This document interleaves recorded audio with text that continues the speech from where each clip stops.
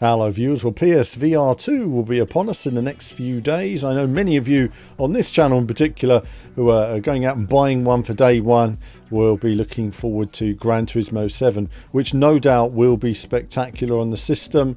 Of course, jury's still out in terms of the core details, in terms of the how far you can see and the clarity of objects at speed, but either way, seeing that car around you full size is spectacular and really will transform the racing experience. It's interesting to see how the top drivers get on with it as well. But I was thinking about other racing games. What else would I like to see on the PSVR2 converted by various publishers?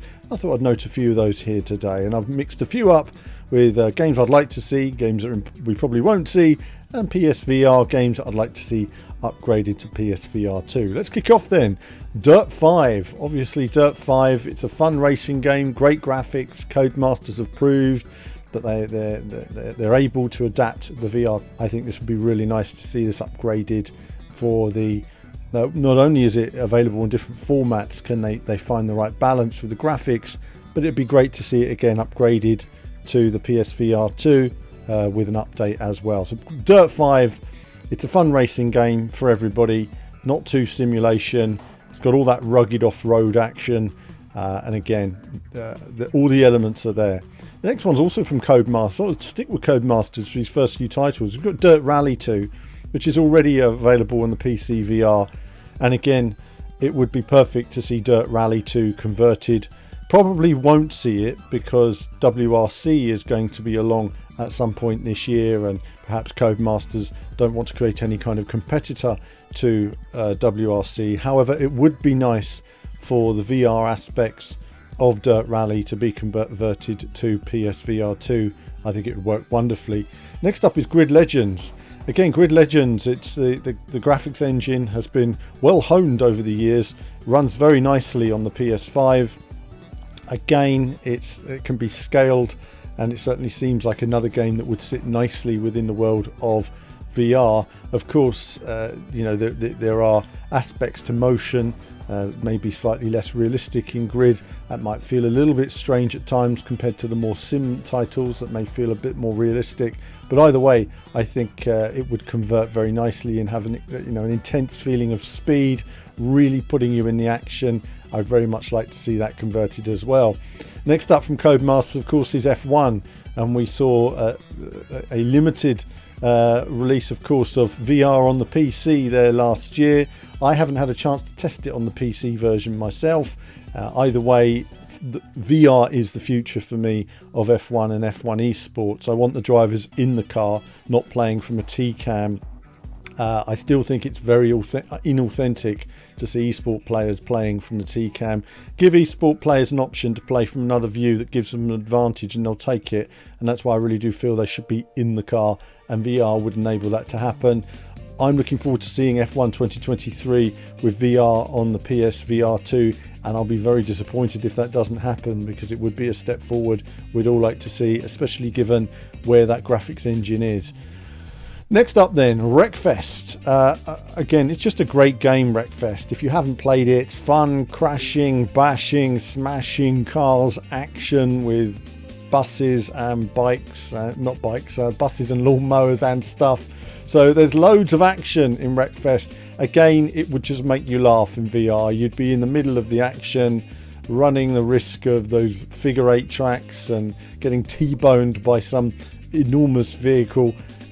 Always fun to play. I think it would convert well to the PSVR2 upgraded with the PS5. There's potential there. Snow Runner and Mud Runner. And again, these are games a bit slower, truck type games, but the feeling of being inside the vehicle, again, it would be really nice to see a conversion for these. Really just setting the scene, if you like, and giving you that feeling of the environment. And who knows, seeing the environment at full scale may give you a different perspective on how to approach any given challenge. Would love to see it in VR. Now, we're just going to change to a couple of PSVR titles I wanted to mention. It'd be nice to see upgraded. Firstly, Trackmania Turbo VR. I played an early version of this, and I remember it wasn't too good, and then the developers worked on it, refined it, and the final game on the PSVR was fantastic. It's amazing how They've worked hard to understand what created motion sickness and surpass those elements. A great game in VR that more people should experience, and it would be nice to experience it. Given how good it was on the PSVR, I can only imagine it being spectacular on the PSVR2. Would love to see an upgraded re-release of Trackmania Turbo. Wipeout, of course, Wipeout, everybody's talked about it already. We covered it on the channel at release. Again, the way they worked on the rotation of the vehicle, the gyroscopic element to the cockpit, worked well for everybody. It was intuitive, it gave you a different perspective of being in the Wipeout craft, and it was a fun game that a lot of people enjoyed. It'd be great to see it upgraded. Hopefully we will. I think this would be a really nice one for Sony to surprise everybody with. Maybe not just a remaster, maybe even a whole new approach to Wipeout VR. It'd be nice to see. Drive Club VR will never happen, but it would be nice to see an upgraded version, even just the version we had, but with full clarity. Again, a nice little bonus, especially those who already own the VR as well. Coming later this year, of course, we've got WRC from Codemasters. Again, bearing in mind that Dirt Rally 2 had VR on the PC, it would be really nice to, and we had obviously VR on the PSVR and the Dirt Rally 1. It'd be nice to see Codemasters and Electronic Arts put the effort in there to add VR to the system. It depends on how much the graphics are going to maximize, and the physics and the graphics are going to maximize the PlayStation 5 hardware, and of course that then matters in terms of how much the downgrade is going to be when you're actually seeing the final game. But either way, it'd be nice to see something there, given the graphical potential and the grunt that's obviously in the PSVR. Depends on all of those elements though. I don't think VR fans would mind having a downgraded graphical mode, much like a performance mode compared to a quality mode, if they could at least play it that way and it ran well. TT3, Isle of Man TT3, highly unlikely we'll see VR from anything at Kiloton Studio at the moment. They haven't done anything with VR in the past, but there's no doubt about it. The feeling of speed of being on those bikes going around the Isle of Man, flat out. We've seen what the first person is like. Just imagine leaning forward and leaning your head and somehow interacting with the bike. There's a lot of options that can be done with VR. Making yourself a physical character on it. You imagine leaning forward down the straights and pulling your head up to aid in your braking. There's lots of elements of leaning and moving your head, or just simply the intense experience of being on your bike at speed. I would love to see that. And of course that takes me to MotoGP, which again, being the leading brand for the top sports biking, it would be nice to see that adapted to Unreal 5, Unreal Engine 5 with Milestone. Again, Milestone have never shown any sign of working with VR. Perhaps they'll have the technology to work with it now. I wouldn't expect to see it anytime soon. A couple more games on the format worth mentioning. Of course, we've got Assetto Corsa Competizione. Now, we're already aware that it uses a lot of power. Again, I was mentioning about WRC, about downgrading the graphics and downgrading the physics, and it might mean that there's just not enough room to maneuver on the PS5 for Assetto Corsa Competizione. It's a shame, but I would very much like to see, again, a VR version. I personally would be happy to see a graphical downgrade to get the VR element working. It depends on where that balance is, but I don't think we're going to see that. It's just one of those things. I think it's probably sold as much as it would.